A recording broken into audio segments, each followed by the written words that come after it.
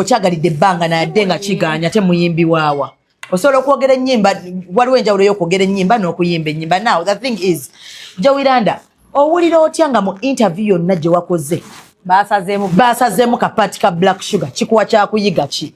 You spoke a lot of nonsense until you mentioned my name to get yourself relevant. Ng'aboogera babi nnyo, ng'aboogera baadiba, ng'aboogera bagenda kufa obugumba, ng'aboogera beba aborting, these people have abort. Ng'aboogera ye musajja gamba nedda sijja kumaliramu, I'm going to withdraw because they cannot afford to have a child that looks like you. Oli kumuwala wa Mami Veda. But your man is using withdraw. That is kati omusajja akozesanga withdraw ako ye quality esooka okulaga nti oli mubi. Oba oli musiro omwana omusajja tayagala kubeera na mwana akufaanana. Bade manya abantu asa nedda mukwano talina kyakutaasa. Nedda mukwano talina kyakutaasa. They cannot afford to have a child that looks like you. Oh my God. Wakiri agateekemu akiri mumire piiru mumanye nti nno it's a birth control. Naye withdraw tayagala yadde chance yonna yadde eyitawo obuyisi tayagala yadde omugamba nti you missed your periods oli ku mwana w'omukazi ovuga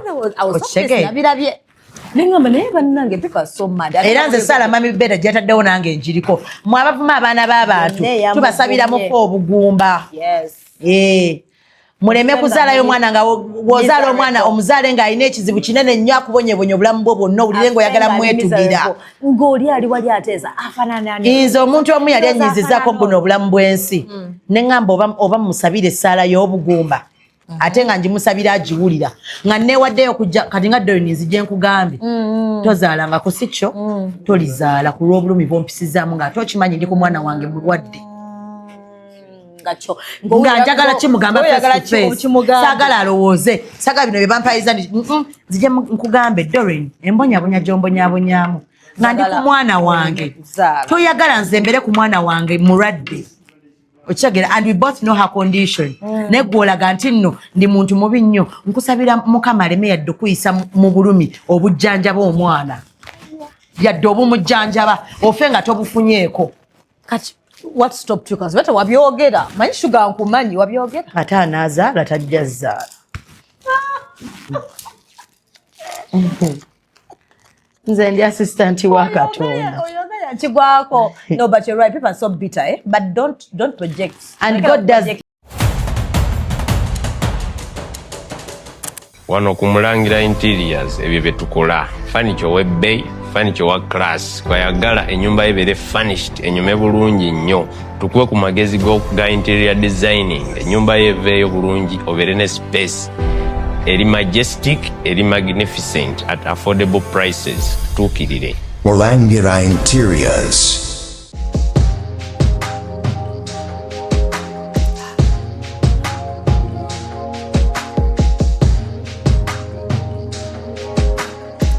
Have you ever realized that there is a breast without a nipple?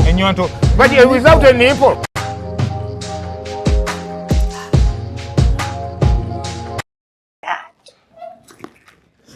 All right, Banange, welcome to my YouTube channel, Doreen Nasasira Love Life. Anyway, Black Sugar. You don't want to introduce me? Yeah, I was looking for what to say.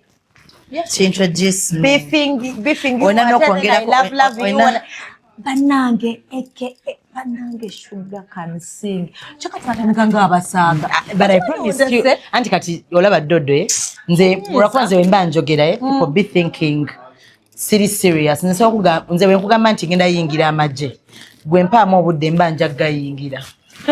Kati nabagambanga sagala ngenda yimba obuyimba bwange kati kati ngenda bakolamu ekivulu.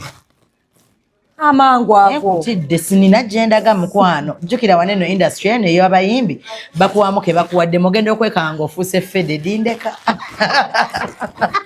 kiringalo walogwe nalabye yakogeddeko nga nentegera ntayagala masanyalaze eyampisa faaniwe bufaaniwe tokanga ye faani wange but me I'm going to be point blank olaba nze sigenda kwetooloola nnyo ati bamubuuziza ani yadija omwala musiru yabadde ne magic touch naga Black Sugar is my friend let me tell you Jowilanda, which is my fan. Anti nze ngenda mugamba point blank mugambe Jowilanda, I've never been your fan by the way, but I've helped groom you. Kati olina kumpita mami tolina kumpita fan, nze ndi mami wo kubanga nze yakuyigiriza nti bashevinga oli mweru oli wa kizigo weetaaga okulongosa enkwa weefaanane omubiri.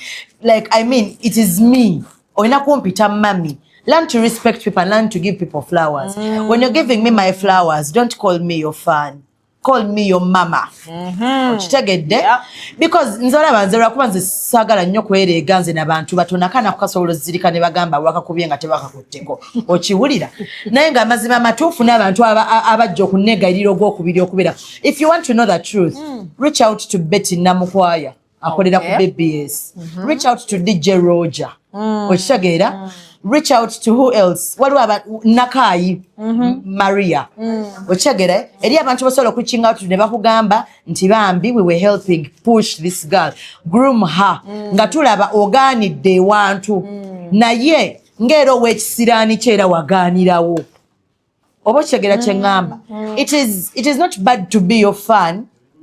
And if I were your fan, it probably expired. Kubanga ennaku zino simanyi, I don't see anything out. You're just a nuisance. Like, you're just disorganized like that. So for me, and I don't want you to think I'd be hating on you. People, I want you to normalize knowing ntino omukwano gugwawo. Over relationship, over friendship, over whatever, olaba ne work relationship nti boss mukozi egwawo. Normalize knowing that relationships expire. And the earlier the better. Okitegeera naye oli najja n'agamba mbusimanyanga yanyigira olw'okubanga yampita ne mugamba ka facilitation. My friend, you know the truth. Namugera Joanita, you know the truth. Hey, Namugera. Hey, abantu benkima. So girl, I need you to kati ndoza yazze nga omutima gwe gumugamba yogera Sugar ajja kudda mu kituufu era nkuzeemu. That's akayimba katambula. Okumuddamu nja muddamu naye talina kayimba kajja ttambula ekyo nkisibako ssente. Sugar. Nze nno ebyo ebintu mbyogera ng'asaga nze mu group y'abannamawulire bampita mu logo. Oyogera kituukirira. Mu group but I think I'm just a prophet. Okunjogerako jja kunjogerako era imagine mu whole interview. Okay, Jowilanda. Oyagala kuba muyimbi yadde ng'okyagalidde ebbanga nayadde nga kiganya ate muyimbi waawa. Osobola okwogera ennyimba, waliwo enjawulo y'okwogera ennyimba n'okuyimba ennyimba. Now the thing is, Jowilanda, owulira otya nga mu interview yonna gye wakoze baasazeemu kapaati ka Black Sugar kikuwa kyakuyiga ki? You spoke a lot of nonsense until you mentioned my name to get yourself relevant. Simple logic.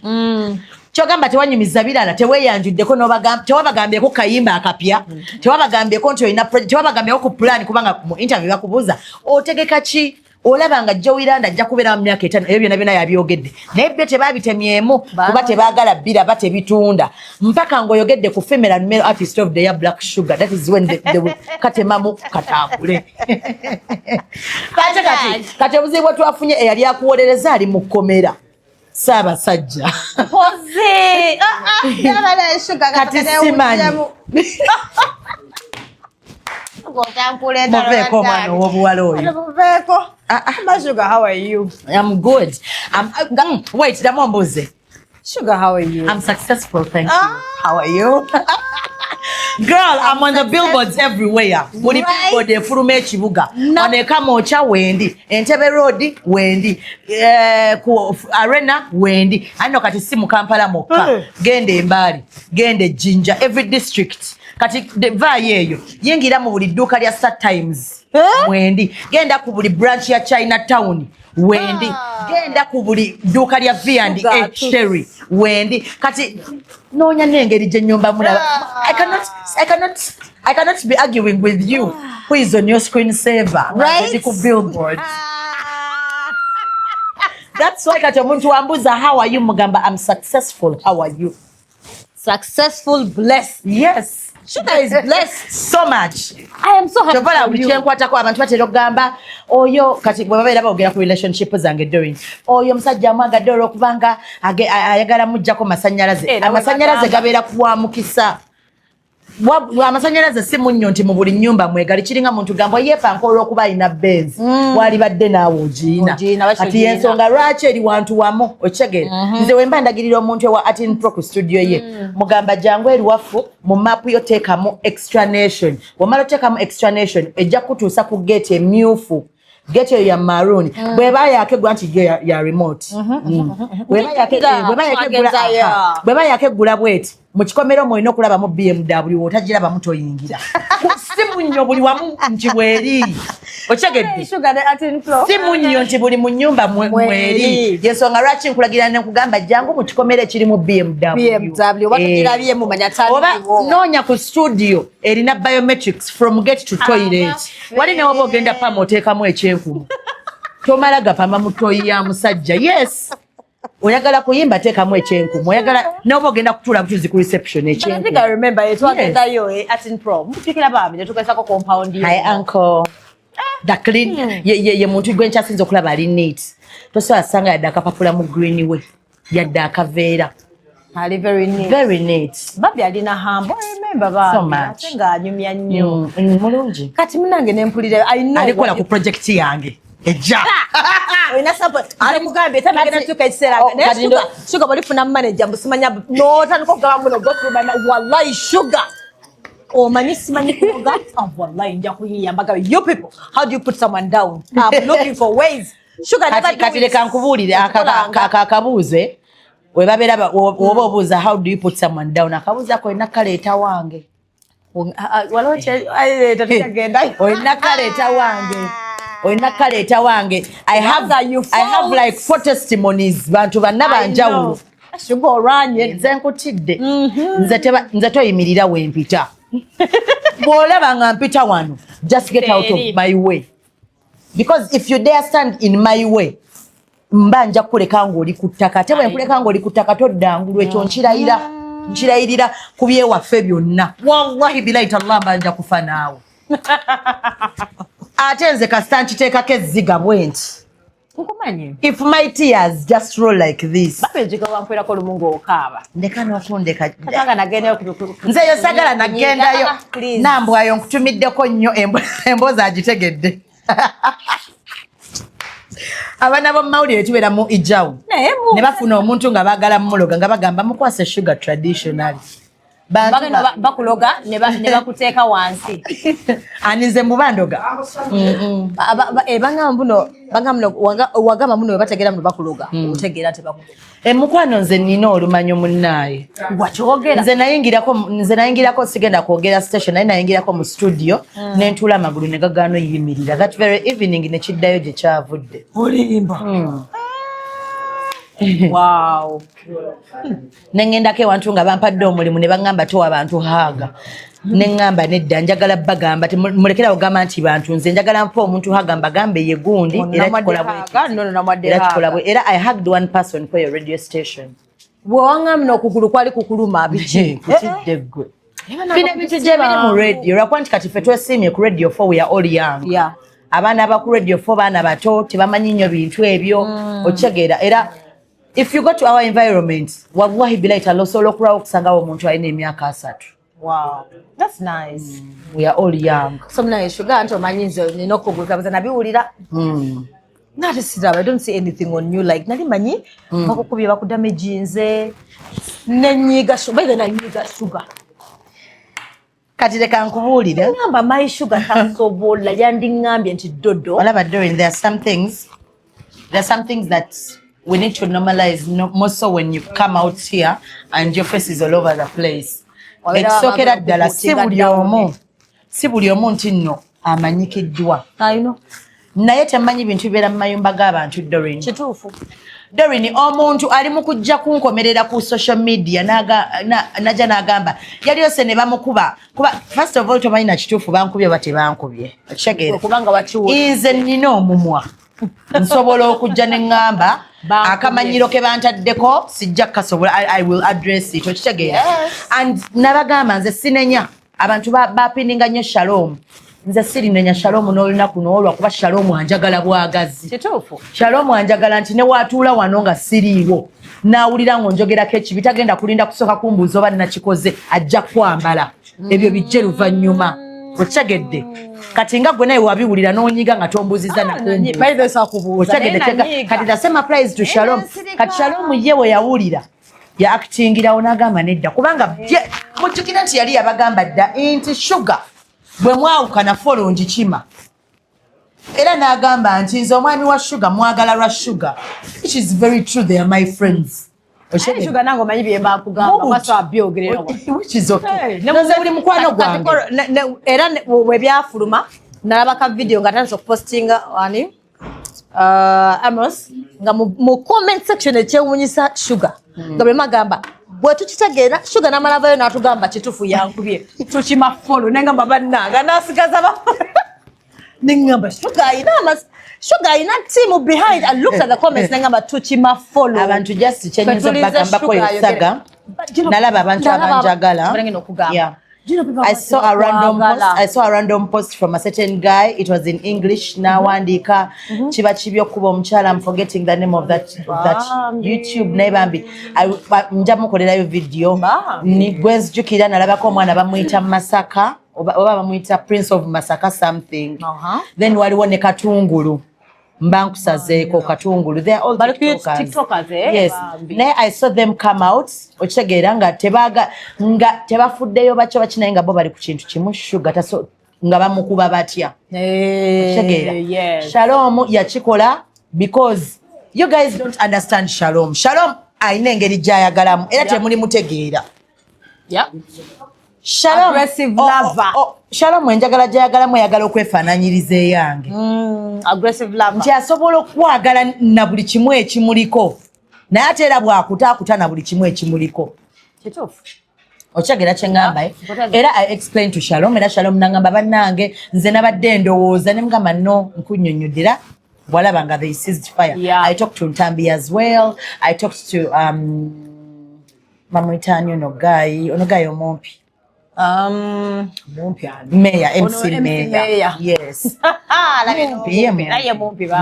So, nabone njoge era noli nangamba baba si bwe kiri era wemba kikwisizawo nembagamba no, these things happen with even us ne family zaffe zakantu muyomba to clashing most time. Naye it's not okay when it's out here like era nze nanyonyola Shalom nengamba kyenneetaaga is okunsavinga from ebintu bya social media. Ekyamazima ekiriwo, my man didn't beat me. That is now one thing for sure. He didn't beat me. Clearing the air. Yeah, he didn't beat me, but we had a misunderstanding, just like any other family did. It was just exaggerated kwa yo party ya mukubye. No, but we had an issue. We fought about it, like not fighting. I don't know why people don't know English. Wogamba we fought about fighting it. Can be verbal. They think it's physical fighting. Flexing, but you know, even verbal. He didn't. Era beba yogera musimanyanga ne bamugalira mu nju simanga police ne Jan all that. We had a misunderstanding and my friends were looking out for me and I appreciate that so much. I've never said this to Faye. Naye njagala kwebaza Faye. Faye really stood out for me and Faye showed me I'm not just a friend. Era nze sikyamwita chali wange. Sister. Nze oyo muganda wange mullo. Muganda wange. Era ndi naye ate nfa naye. That is nice. Yeah, so she came out. Ne baneiseya. Kati olaba muzina embeera zetufuna Dodo. Eri omuntu akubira essimu nga ayagala kumanya kusunga. Omulala nga ayagala kumanya kusaasira. Omulala nga ayagala kumanya dutambuza. Kituufu. By the way, akukubira essimu nga gwolooza kusaasira oba ayagala kikiriza nti oyo omusajja akoze ekintu ekyo so that nawe ogamba okimanyi nti nankoze ne bwati ne bwati okimanyi nti notoka n'amala n'akola bwati n'atambuza olugambo najja naga kati nno bulira ekyaddala njogedde naye baamukubye era ngamba ekiwe kinewe kyan all that kyajja coincidentally nti that time I was actually I was on a medical process. I told you when I was sick. Era nga mulaba kusera sine mungamba ne sugar ngolwadde nnyo. I was dealing with ulcers. I'm actually still dealing with ulcers. Okitegeera. So kati nga nebo nagamba nti imposting nga ndi mu ddwaliro bagenda gamba bamukubye n'agenda mu ddwaliro. Kiba sakizayo ku status. kubanga already ndi ku medication ngomanyi bagenda kuwogera kubanga ne mami Beda yansanga ku ddwaliro ngeze funa medication oba kitegeera so ekyo kyonja mbegayiridde omwami wange tankubangako but we got misunderstandings just like any other couples and you had kasabugembwa neno yabagamba nagamba kibi nnyo omuntu okuproposingira oba okwagala okuwasa n'omugamba yes nga temufunangako butakkaanya we are human nyiiza ate naye anyiiza okitegeera naye nengero bategeeza bali bagamba it finally ended in tears twategeera kyemwagala and we are not giving it to you thank you ate by the way never ending in tears so what you know right and I keep telling people God forbid I love my man and I wouldn't want to fall out with him but if it happens nga bwe mutijjisa n'omulala bwana nze bwentyo mulinga abanneerabidde kumanyi mukwano mulinga abatalaba nko relationship eno yebaddeko longalonga yadati kyongerako anjasaba naye bakyakabeerabidde suganga atijja gali mu relationship nze ntijjukana nze gwe omusajja gwe nze nalina omusajja gwe nayagala nentijjisa kati ngaye kenyini yalina okunkomako nagamba bannaye nkwegayiridde anti yali wabeeki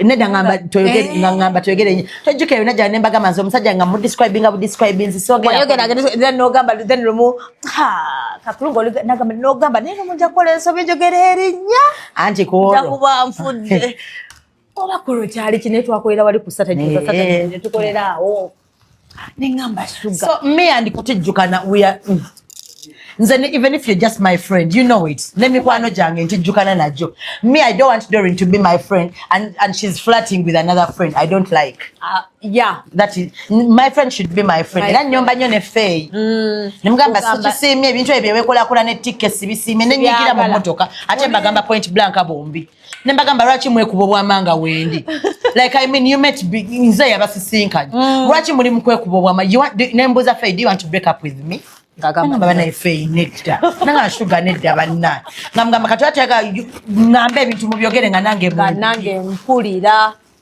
emikwano bali bateekera surprise ya birthday bambi emikwano gy'abawala olemwa they don't last era nalewunya nnyo ng'abakazi boogerawo ku social media kaba mukube ayogera nnyo ne wabeerawo abajja ne bagamba waliwo abajja ne bagamba obuzibu omukazi ayogera nnyo ne maaso g'omusajja tamuwa kitiibwa guys let me tell you ebyo tubikola wammwe ani abadde amwagala mumuweemu amuwa ekitiibwa alaba oba byayagala bawanga nnyumirwa njasama wensirika lowooza ndika ekikyamu wallahi bilayi era mukwana era ambulizawo nanga mama ayoke nze wensirika bwete dakika 2 mu mmotoka tatereera era mba ndi awo dakika 2 ne muga wabula papa soko oyimirize mmotoka najiyimiriza nembuuza kiringa just manya go jimize katugende waka awo abawulira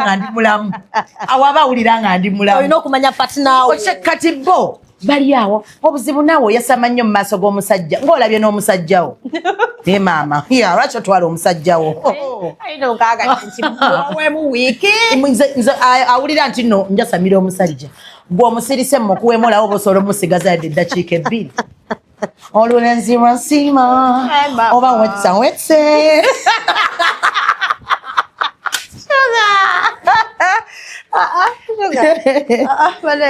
nendaba abantu abalina obulumi nemmwe mwemukimanyi nti no musobola omira panado nga omutwe guluma neighbor right nenalaba abantu bakola ne live nebakola ne buchano chano ngamba kale nga sebo nze discussion yamu yes nesirika nenga mazo muntu wange mumanyi nja mufu we mutandikira asampeleza message nzera kwasagala nnyo kunyonyola abantu baba bagoloza osobola okukyawa sugar omanye emirundi gye bakagezaako okunkyawa kituufu nokukola ku bigana nenga maine bekanga akapesa n'okalaba okanyiga bw'okajjayo kati kankubulira nga ngena kweza message kati let me tell you one energy about me people don't read their own energies they read people's energies but I'll tell you one energy about me I am so positive my energy is a plus and I have a charisma, like I attract. I like it. We're gonna light up the my energy attracts people. Nebwemba sogera nawe.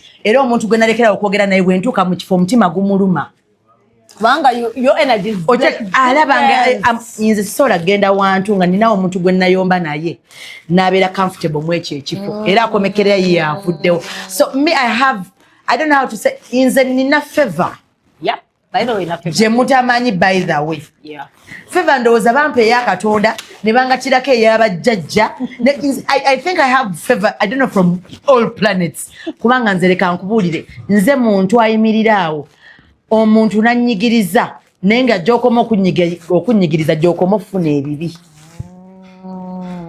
Nze nali mbaddeko ku mulimu ng'atumanaginga tanjagalirako ddala oba gonoga omuntu ali superior kugwe nga tanjagalirako ddala nanyigiriza nnyo naye nga gy'akoma okunyigiriza top boss akuba n'abuuza lwaki oyo omwana tali mukola era n'atuuka n'abajjako authority n'abagamba mumanyi ono omuwala mumundekere wakola omusango mumulopere nze nja kwogera naye mumuleke ewaawo mwagalawo kati bajje nnina oli eyo oli mu kuyomba nange maama wange azuuka ku ssaawa 9 ogw'ekiro n'asumulira essaala maama wange akwatako ne ku wishiristi yange ey'omwaka n'ajjukiza Katonda n'amugamba omwana yakola wishiristi eno wakamuwako kino tweyanzizza nnyo naye mbadde nsaba oswaza omulabe omwongereni kino gw'oli mu kunnyiigira onkolera vidiyo yensonga lwaki nze ekyasinza okubeerawo nga nze gwe musinga obuvuma kyokka ate era nga nze gwe musinga okwagala.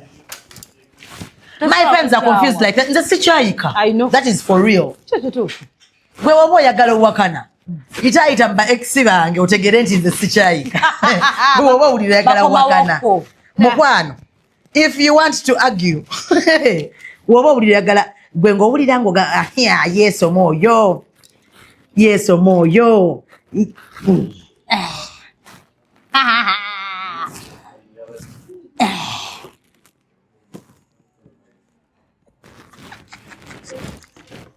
nkulagako n'omulala. So guys, nze gwe muliko sikyayika, nze gwe muliko sisobya. What sugar wants, sugar gets. Sweet. Difference. Era kyovola abankyawa batuuka eyo ne batandika bannaye munjogerereko naye kati naako kamagumba kennyini ke kannamugerwa akahimbi ako kamagumba kennyini kalina be kakubira essimu ne kabagamba bannaye wabasobola okukkiriza ne tutuula naye obuzibu oluma omu babiri nkuteereko wanoomu ono yennyini ava okunkubira ngamba mulabye amanyi nogamba abantu ababeera nange naye olina empisa embi ayagala nno balondewo ye. But bro, I'm a good person. They cannot choose a bad person over a good person. Ochagera. Sina cha favor. Nze ndi muntu mulungi byaddala. Nze kale today let me blow my own trumpet. Let me tell you, I'm a beautiful person. I'm a very beautiful soul. Nze ndi muntu mulungi nnyo nti bw'oba onchaye it is your loss. Yeah. Bwenjawukana naawe it is your loss. Yes. Ochagera. And people shall never side with you and leave me because I'm good people. Yeah. Good. Ochagera. Yes. Me I'm mighty. Oli mukuzanyira ku mwana wa Katonda we nali mbagamba nti n'oluganda ku Maria Mangadalena nali sibalimba mwate muchagera. Me I come from straight from heaven. Bwe babere bayimba he came from heaven to earth nange nali nzijirako mba malaika bali bawerekera Yesu najirako mwe mtajja kutegeera nze by the way this is not my real color kitegeera linda ko Yesu wako mujja ndamba mundu oli mweru. And I pass on my favor to all my children. Amen. Yes. Me, my children, as yonabanze muwala wange ne babatayogedde nawe just no mulabula what. Owulira ngo owulira essanyu, owulira ngo oyagala kakwata, owulira ngo oyagala kasitula. Now that's the mother. Yes. Because gwe yavaako aliwa, and that the same applies to my mom. Okitegeera kye nkugamba. Era nze nalabye abantu nga bavuma muwala wa Mami Beda. Bambi bakoze bubi. Nengamba things, eh?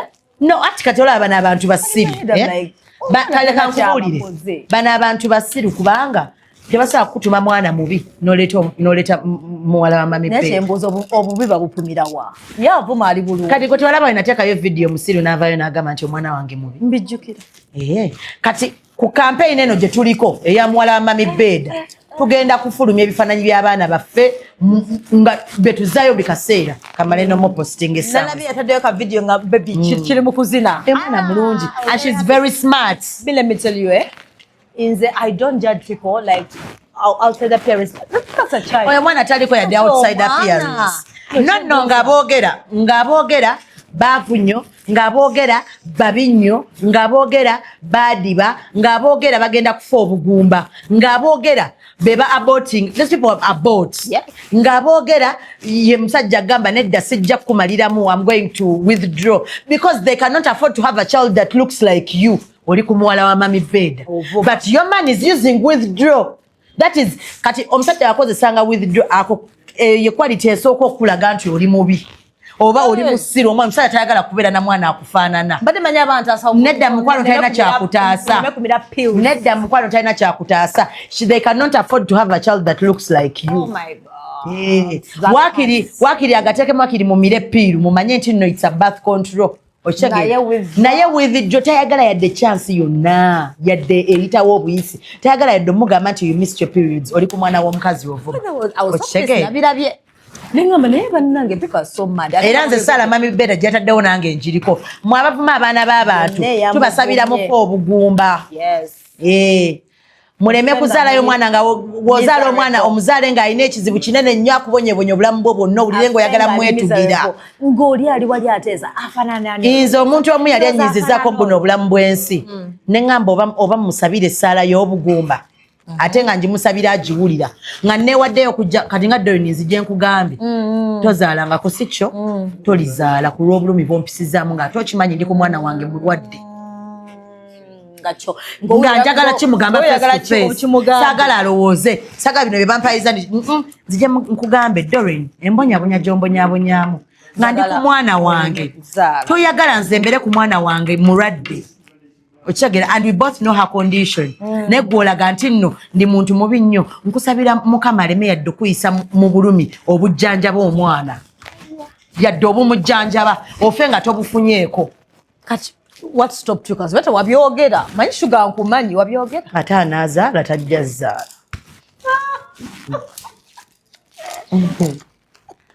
Nze ndi assistant wa Katonda. No, but you're right. People are so bitter, eh? But don't project. And God does things ngabiraba. Olaba on a child. Then I was very irritated. Never did sanga omuntu ataddeyo mwana wa Zubeda nga mu blockinga. That's what I was doing. I like negative guy block you. Masiro. Oli musiro mwana. Very. The child is very sharp and very pretty. Gwamanya omwana oyo.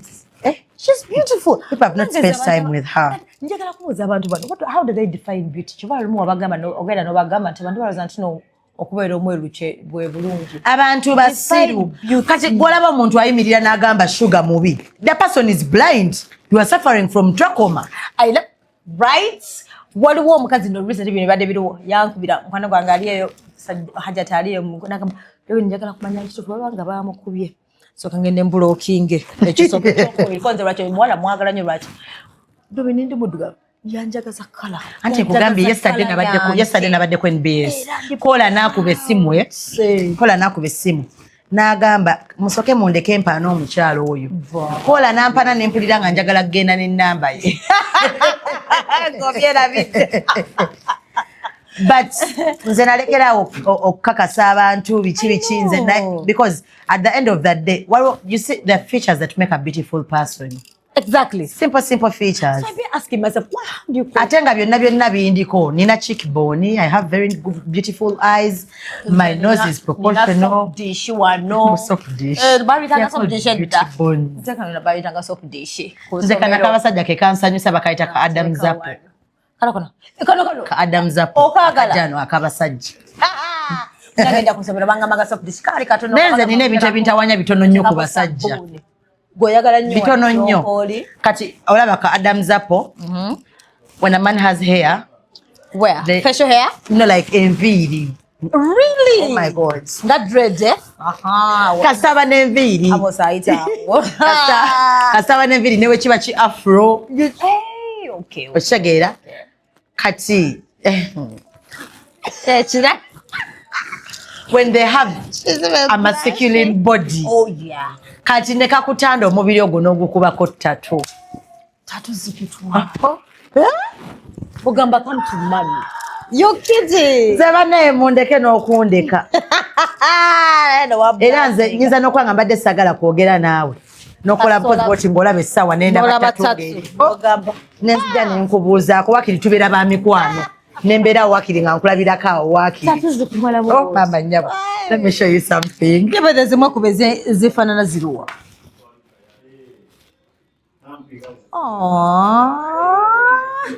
Cute. Banange ntyoko. Wandenja kweka. Nze nno nga nzifunaafuna. N'endala kuno ku kugulu. Twali twakoma wano. I now have 9 tattoos. Really? Yeah. But then you have a good body tezitana. Ate zirabika bulungi. Of course zirabyawe. Nairaba bana Snapchat ngirese memory ya ex wange. Kalabika bulungi. I know. Ex tutabule sawa. Leka mwana gwe. Nina nakantu kenoonya.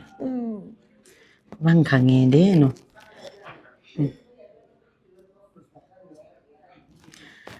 Kaine wantu wekali nyinda kano chonyuminga wenkano nyakwanga njagala okalabe. Yes, so wado chatugaba defining beauty like someone how do you define beauty?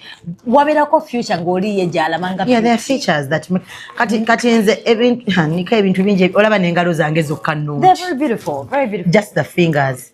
Your body is very, I mean, no. Your voice, I love your voice. Very beautiful voice. You have good teeth. Oh my God.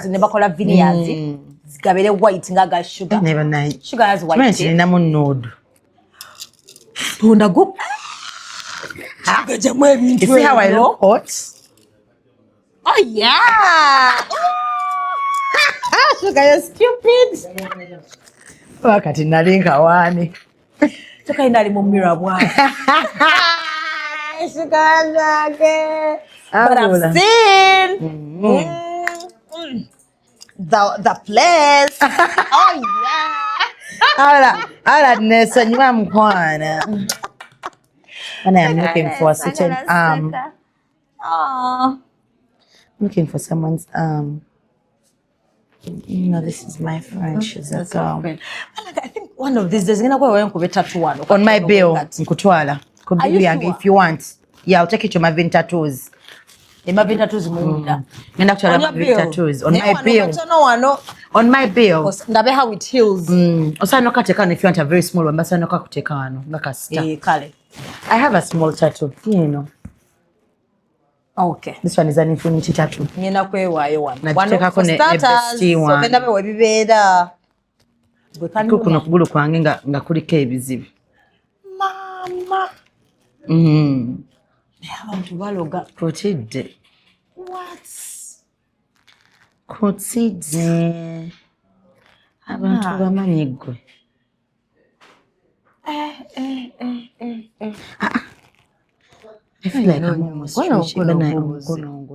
Kyokka bannaye nina okugufuna gwagala tegwagala. Bano wabadde ono omuntu never ex bali but baba batunoonyaako kiba me this beautiful black beauty. Wagamba n'okugamba ekigambo ekyo tuva okyogera mu black beauty. Erinyo mitandisa mu TikTok yagenze ne bamwanjula recently. Ex yabadde ku TikTok.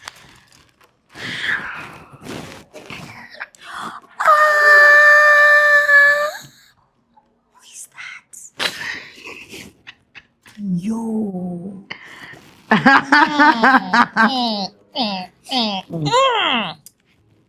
Ebyo kati ebyo bingi. Oyo tegedde. Kanabe?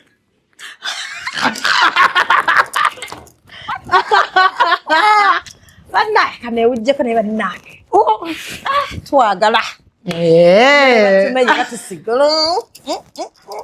Wow. Ya naye kati kwebyo byonna byenjagala wakiri obeerako na bibiri. Yes. At least. Uli amainde ekimukuba. So wama you're right. Beauty ba ex bakira tutemerako. Omusajja bambi obaga yabadde ayogera kiko ex. Wabirabye that lady recently yakava mu kwanjula. She's a black beauty. Kati ex wakati ndi bamwanjula eri ex wengali yabadde balida ku TikTok live banga amwogerako bicha kubanga naye mbu naye bamukuba embaga. Oba naye yamwanjula bayakyala ne bigana ndowooza. I don't like it when you talk bad about someone. If you move on, rush moving on. No, they can. Auntie, let me tell you something about men. Abasajja wetwawukana nabo I had this conversation at Sanyuka TV yesterday. Oh, I love this. This is my mom's name and this is my daughter's name.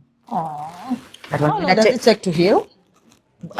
You when you apply the Vaseline, yeah. Then you like tojikuta when you're showering tojikuta. Kuto isako bisimaliza. Yeah. Gundi nzeze ngeziwona within a week. Ngenda kwewayo. Zangu. By the way, I love this outfit. Thank you. Zebra chikuwadde figure. Thank you. Kati.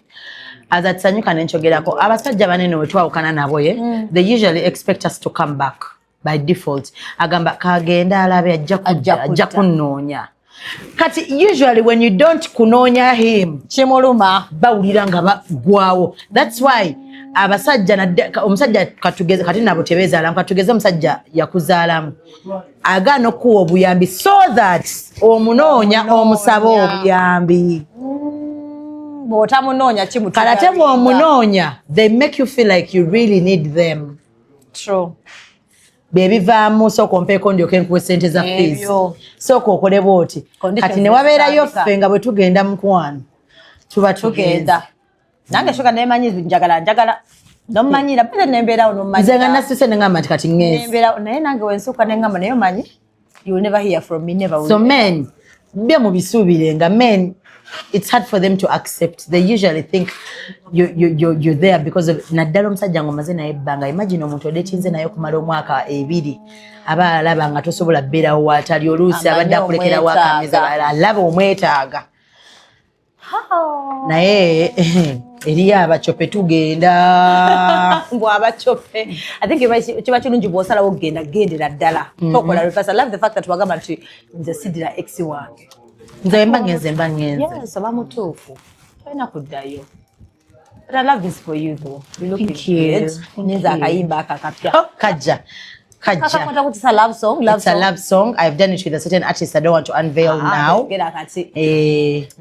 Bajja muluga ate nga yo oluusi eddogo liyinza omumukwata nze kale terinkwata naye yeyinza omumukwata naye sample yo najaagadde. Yeah, the song is with Atin right now. Era akayimba nakoze na family yange uncle wange yakaliko Atin. I would love the video to come from Virtual Media Ziga Fix. Nina mutuukirira Ziga Fix. Mama akolere video ya. Mama njagala nkolere video. Lwaki okatiriza kamumanyi? You're being sarcastic, Dori. I know, right? So yeah, I would love that Virtual Media does the video. But that song is nice. Banange batanika nga asaga wabyo byogerako awo. You have a good voice, you're gonna have a good voice. But then I also like it. I njagala simanyi nakumanya. Nenda kayimba guno mwaka mumanja we mfulumya na kayimba kafulumya no week. Twagala na kali solo. Anti guno mwaka mumanja projects and Arabidi, there will be solo, there will be mine. Lovely. The next 2. Those are 4 for this year. Then next year for Valentine tegeke. My birthday. Yes. Woo! Jakutegeka. Era ngenda kutandika no Black Sugar live in concert. Black Sugar no buyimba bwange buna by that time jabba mpezeza butano kubanja kuba ntadde akatandika omwaka oshegedde. Yeah, so bujja kuba butano nja kukola Black Sugar live in concert ka Friends of Sugar Keno mukantu akukaba kalala ate. Yeah, so nja kutegeka nja kuteeka ku Africana oba ku Serena. Nice. One of the 2. Valentine's omwaka ogujja sabayimbi abagenda oteeka Valentine's omwaka ogujja Let Me Shine mumbereke mabega. Date nje soose. Banaye mundeke shine nge mumperekere. Yes. Ebipande mbitimbe bikole. Sikugamba mbu Sugar ekivu kyamta come and be behind me mumpereke. Mperekeddwako Karona Ntongo King Saha. Otandiza mangwa. We didn't watch. Misa Chisemakula ndoza wulira gongo amanya right Hajaruna Mubiru bonnanga bebampere B2C Aroma bebamperekedde Shakira yebone yali beba bali mukumperekera nti owulira amanya nkutidde Chris Evans singa bebamperekera olwonzija mukwano nedda Geoffrey Lutaya ne maama Irene Namatovu bajja kumperekera 14 omwaka ogujja bayimbi temukola bivulu. Yes, Black Sugar live in concert. I'm proudly sponsored by Yaya Extra. Anti never sponsor. Wamanko Stanley sponsoring ekivulu kyange. Ngenda kitekayo ku Black Sugar live in concert ku Valentine omwaka ogujja. Probably sponsored by Yaya Extra. Chiwedde. Ate kati ayogedde tasobola kwefuula. Angenda kuyimba concert ya buyimba. Tagenda kuwanula kworo. Obuyimba si bwa buwemu. But I love songs. Si wemula ngako by the buchangamba. Remind me chena wemula. Wemula, but just some people think just because she's loud. Ojagena nange mugeye na dole. Mana nishoka katubaliriza baddaga tuli mwezi gwa mukyala. Any word for women, girls, simanyi. They keep saying tetwefaako tuli bakyako. So for women, then njagala relating to the situation that Mama Chicken is going through and Chicken. Abantu banji bakomeredde mama wa Chicken. Era banji bagamba wakuza byo mutabani lwaki ovayo mu interview ne omusajja ne waba yavaayo n'ayogera gwe wali kakkanye because guys bino ebintu bye mugamba kati twabaddeko ne mu interview gulo omwami n'agamba nti nno Mama Chicken gwalina amaanyi agajjawo bino ebintu funa obudde noonya ku mwami namba emufukamira wansi ne mutabani wo mugambe taata tusaba kubuuza wawe twasobyamo. I told that man you're very bogus. Point blank. Yes, because bantu bange bobo yawukanye n'omusajja naddala ffe ba single parents. Omwami ono it is true tulina kufa nnyo ku mwana si kunze nkuyisa nti oba gwompisa otya. Nze engeri gye nkwisa tekyamatayinga because tokyali bba wange empisa gy'ompisa tekyamatayinga kubanga si kyali mukyalawo era mba sikyayinza kugamba nti nonfukamire mu maaso g'oli omwami oba tokyali mwami wange oli taata ndi maama okiwulira nze bwe ŋŋamba nti kati kanjogereko n'omwami aba mwami wange not you. So if you bw'owulira nga nze omwana namukuza bubi watuuse do your dues as a father. Kibeere tuwe oli n'agamba omukyala n'agamba omusajja nga ye yavuddeyo n'ayogera mbu gwe waali kakkanye ngaze lwaki nzikakkana okitegeera. What Mama Chicken is doing is defending her son. I'm sure wava mu kamera asobola okugamba omutabani we ebikyamu byakoze naye tajja mukomerera mu maaso gammwe and that is what a mother does. Nurturing, like that is what a mother does. Nze mama wange yajjanga ku ssomero n'abagamba ekyo tasobola kikola mumumpe ngende naye waka wakiri mugunjulire waka otuke waka nangamba naye nno kiwakoze no tekyali badde kirungi and I used to learn but out here a mother is a mother. Mama asobola ozaala omwana nga mubbi n'akaaba nga bamuyokeza ne bamuta oba n'abeegayira muleme kumwokya kumutta n'abasuubiza nti ngenda kwogera naye bantu bange tuzaala mibiri tetuzaala myoyo yensonga lwaki omuzadde asobola okuba nga tabbangako naye n'azaala omwana omubbi tabangako malaaya naye n'azaala omwana nga malaaya. Abazadde bakola ekyetaagisa they bring up their children right. Teriyo muzadde akuza mwana bubi ekyo njagala musooke mukijjewo kiba kiganye naye gwokola byonna by'osobola omwana ye nga ye n'alondawo n'agamba nja kukola kino oba kino sijja kikola. So saayagadde engeri gye bapininze nnyo Mama Chicken mu mwezi gw'abakyala. Yes, era abakyala mwenna neyongera obbategeeza nti bw'oba oyawukanye n'omusajja toli responsible kumujjukiza nti yakuzaalamu kubanga we mwali mwegatta yali teyatamiira yategeera bulungi nnyo byakola yategeera nti oli lubuto. So if they are careless fathers bwebeera mama omulungi nabagamba don't fail to be a good mother to your child just because the father has failed to father the child. Yeah, very true. But also don't feel obligated to remind this parent nti they are parent nedda mukwano naddala nga nkujjukiza kuki naddala nga Katonda yakuteerawo omukisa n'akulaga nti nno omwana ono asobola obbeerawo n'oli waatali mpaka ng'afunye amagezi agagamba omukyalo ono namuzaalamu. Otherwise temujja tukomerera ku misaalaba wamma Mama Chicken ndi ku side yo jjajja Tiana omu bwati jjajja owalakijare era nakusiimye nnyo. Yes Mama Chicken ju abantu batugere n'okuŋŋamba ebya kakati still baside chick abavayo ne bakyoko ne bagenda ku social media n'agamba bawunza muyina ate nga watu waruzi wano ekyo just ekintu kyangu nyomanya bumanya nti tokyamulina leka nkubulire ng'oyagala okumanya nti ng'oyagala okwawukana n'omusajja w'abendi tegeeza mukyala we nti gy'oli anti ekisookera ddala time gy'abadde akuweekendeera kubanga kati akitegedde my woman now knows nti nnyinza obba nga ndi wano ate already yakwegaanagaana dda olabanga abasajja bwe bajja ne bagamba nti nno mukyala wange yafa nasigaza baana twayawukana tetugatta buliri tetusikyamwebakako era nze sifuna n'appetite nga ngenze nze ampunyira bubi mukwano naye we bakwegaana inze uyu muwala nkola bukozi naye mannono mukazi wa jwani wa David era akafaananyi ke batukubye ng'olwo nno ngezako yansanze nanga mu droppingeko ewa David nenze siina emuyita nga bwe yeegaana mukyala we bw'atyo bwakwegaana baite singa balaba kiyiga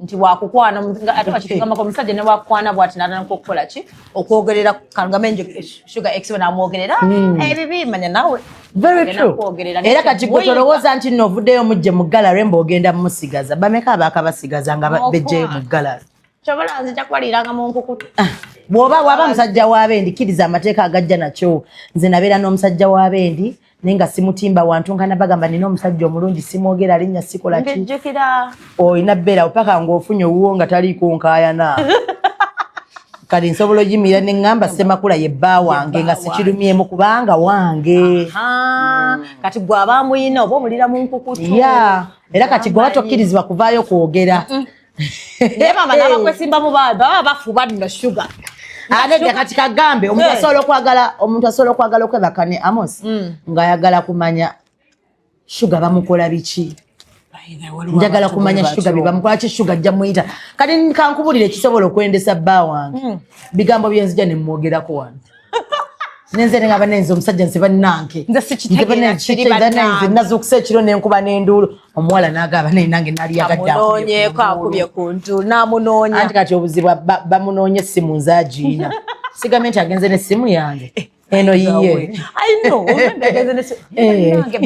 kati ogenda weereza message Sugar yayina essimu ya Abo fena abasajja tubaloga abasajja mubaloge toleka musajja kutambula ng'alimu amagezi tubalogese eki mukwano logo omusajja fuba okulaba ng'atambula alinga zonto yes akola ddi abeere ng'ali ku ggwe wekka waakusanga ng'amagezi gakola bw'agendera agenda kubalongerera kati zolo mwonna waali paka nga mutuuseeko eddagala Sugar mbeko gwendoga kiwedde oli watuufu omusajja mubaloge Sugar kwati omusajja muloge gwaleerabeko mutyaba nga ali ne mukazi we muloge era kati ebyamagezi abikola zeno n'agamba by the way tukole tugende byabikola alinye wano olabe zonto aba takyakujjukira tolaba Shalo mu interview nga yeepankapanka Sugar bw'atuukawo akola atya namulabe ayeya aba yekyange kale omwami wange kuku gwe tomulaba beautiful bw'atuukawo akola atya wasirika abatakumanyi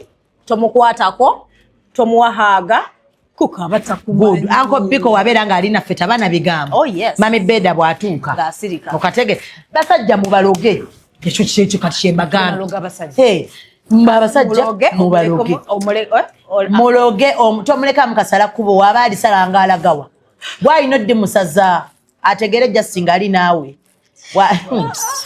ati buno wobaloga mbuno baavuwala ate lwaki omuloga kwavuwala omuloga kubeera zonto ng'afuluma talaba balala nga tayavuwala wamma wajja alaba Sugar yekayeka buli wabeera Sugar ne bwalabaani aba alaba Sugar kutegedde tugenda baloga Sugar thank you nze kulinze nenze nkikuddiramu woofuna manager notandika ebyekisiro tewali manager waali naye ebiro ebyosi bikola manager waali but I've had a manager since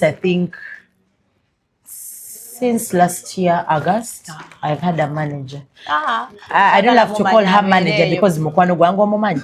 I don't love to call her manager. I love to call her my personal assistant. But I love this for you. But she manages. You know what, guys? What the omanyi nalaba poster omanyi abantu basiriwala. People don't Sugar believes in herself. Wabagamba no celeb kabata. Nedda waliwo abantu nze sibagamba nko nayo yajja n'agamba oyo nno omuwala alowooza. Yajja n'agamba omuwala nalowooza celeb. Kati kale kankuweeyo akangu ewammwe bwe mba muli bantu bataano buuzaayo atamumanyi ekyo kikumale ewammwe ewaka nga naakatuuka ku simu ye bwe nti ku for you buuza ku maama wo ono omumanyi bw'akuddamu toddamu kukimbuuza ekyo then ombulire oba eddoboozi eyo erikola ku rediyo gyenkolera ombulire n'ensonga lwaki si gwe ali ku for you olabana okumanya banteeka ku for you ne ku yange bandeetako neweera banogamba mpozi Sugar ile dobozi ekyamazima ekiriwo kyemujja okuwakana ennyo naye nga mulina okkiriza obwakabi kyondi wakabi gemazima agaliwo otherwise jjajjaawe yali badde akolera ku Star Times. I love the fact that Sugar yewa props it's good to love yourself and but bagamba by the way Doreen I usually tell people I had my first interview with Doreen Nasasira. It was here Kitegeera twalina wano ku yaya amukulu agikubye tumaliriza maama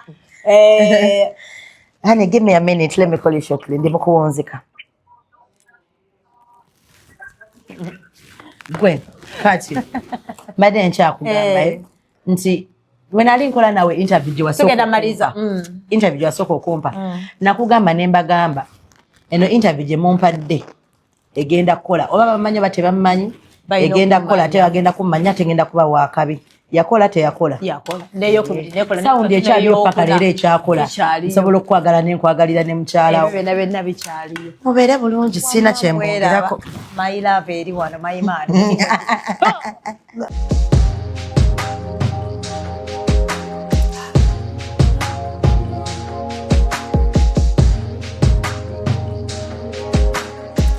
Have you ever realized that there is a breast without a nipple?